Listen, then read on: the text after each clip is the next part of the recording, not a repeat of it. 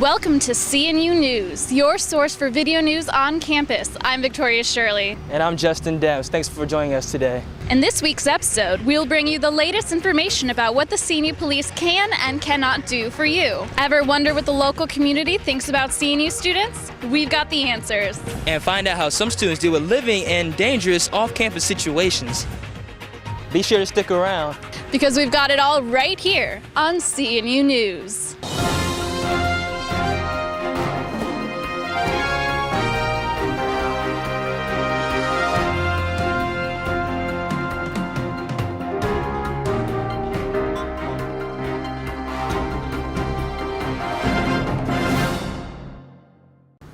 No convenience store? When students came back to campus this semester, they discovered that the food and drink items in the store had been replaced by CNU Spirit merchandise. The move was made by the administration to save money and make a better profit. But what do the students think about the change? So what do you think about the convenience store being closed early this semester? I really thought that the convenience store was convenient. Right. I think we have enough spirit stuff in that store, so I kind of thought that this store as a convenience store was a good thing. Like if I want a little snack or something at 10 o'clock, 9:30 at night, where am I going to go? I have to go to Harris Teeter or something like that. I mean, it's nice that we have more clothing, but I now have to go to Harris Teeter if I want something. And also it was a faster way to get blue books and Scantrons. Plus I don't think they sell cigarettes on campus anymore now.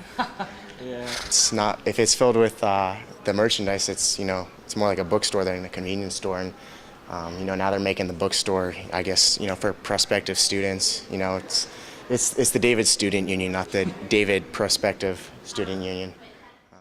A new year, a new government. Students voted to ratify the Student Assembly Constitution just last year.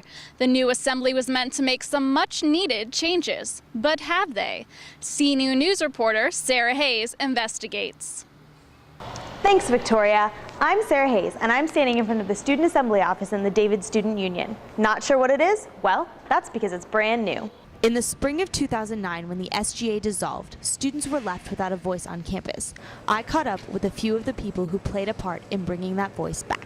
We had just come from a kind of debacle previous year, and so we went ahead and determined that we need to go ahead and, of course, form a new student voice. What became of that ultimately was the establishment of a 4-page document that became the Student Assembly. It wasn't a campus-wide event, but the elections for the Student Assembly delegates turned out the highest number of student voters in years. We went around personally asking. I know I made announcements in all of my classes, and I talked to my RAs trying to find people who would be interested in getting involved. The most important thing that the Student Assembly is going to be doing is giving a voice to the students in every residence hall and off campus for the commuters as well, giving them a voice on issues that arise on campus and having them be represented in a way that they weren't represented before in the old SGA. And I think that's probably the most crucial and critical aspect of the Student Assembly is the fact that we aren't the old SGA and we're here to help lead the student body into a better future, and we're creating a vision of CNU and how it's going to be in the future. Well, it looks like it'll be a good year for the Student Assembly, and we'll be hearing a lot more from them in the months to come. For CNU News, I'm Sarah Hayes. Do you ever not feel safe on campus? Well, I talked to the CNU Police Department to find out what they can do to make you feel safer. Confusion arose about what CNU PD can do for you after a student stepped out with allegations that the police would not give her a ride home in the middle of the night. Told me that she couldn't give me a ride home because I live off campus. It's late at night, and it was the day that we were robbed on East Campus. I would have thought, okay, if they're going to make an exception, it's today, and they didn't make any exception. The CNU Police Department heard about her complaints and responded with this statement. We've had requests for students that worked at Harris Teeter, for example, wanting us to drive them back to campus, and we can't provide that type of service. Our manpower doesn't support, nor would we have any authority if something was to occur off campus to react to. What if you don't feel safe walking at night and you do live on campus? As an RA, I would tell a student that CNU PD offers police escorts. So if they ever feel unsafe, they can call their number. From campus phones, you would just dial 47777. Just 3 sevens. Just keep dialing 7 until they answer.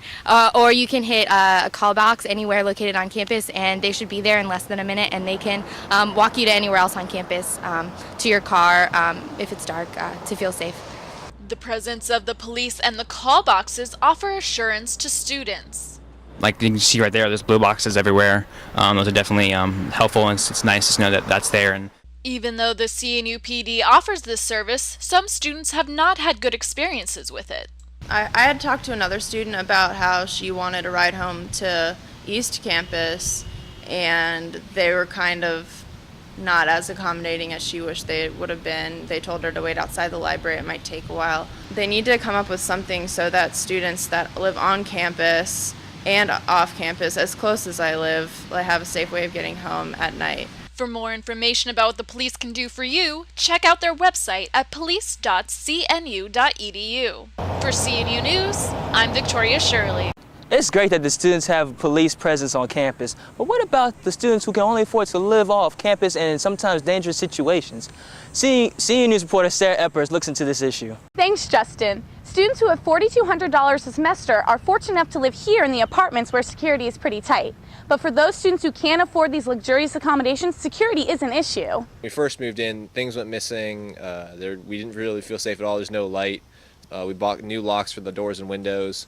But, I mean, it's just we take whatever precautions we can. Without the security of CNU police and security boxes protecting students on campus, what can students do to make sure they're safe living off campus? 3 things that have to be present for a crime to occur. The bad guy has to have the ability, they have to have the desire, and they have to have the opportunity. There are precautions you can take to avoid becoming a victim of crime. 1, remove the shrubbery from covering windows. 2, make sure there is adequate lighting around walkways. And 3, always make sure to lock your doors with a deadbolt. And I would argue that if we can reduce a criminal's opportunity to commit an act, then we have prevented the crime from occurring. Newport News is nicknamed Bad News for a reason, so remember to follow these easy steps in order to stay safe in your off-campus housing. For CNU News, I'm Sarah Eppers. It's rumored that the local community doesn't like CNU students very much. But is this really the case? We sent Tim Krems out to get the truth. As it turns out, CNU students' reputation is more diverse than the student body itself. The rumor around campus is that we are a student body that has created a bubble around ourselves because our campus community refers to the town we call home as bad news. This bubble causes some students to alienate themselves from the rest of the town, and that does make some impression. However, I asked a few residents that live around campus, and they seem more impressed by the changes CNU has gone through than anything else. I think the more buildings they build and the better the campus looks, and even just within the last couple of years, CNU students, there's a lot of them, and they make the town. I decided to go further from the campus bubble to Oyster Point City Center to see what the reputation was like in a more flourishing part of Newport News. Well, I've hired several of them, and they've all worked out very well. Business majors? Or? Business majors, econ majors, yes. Okay. I also spoke to recent graduate David Baum to find out his reputation as a CNU graduate and how it assisted him in getting his first job. I think they believe that CNU is doing a lot for the area. They're creating a more robust economy, and I think that more graduates in the area are going to add to the development of the surrounding city. The bubble is a real thing, with few attempting to exit it. However, the advantage is those who do go out into the community are putting a good light on Christopher Newport University and its students. For CNU News, I'm Tim Krems.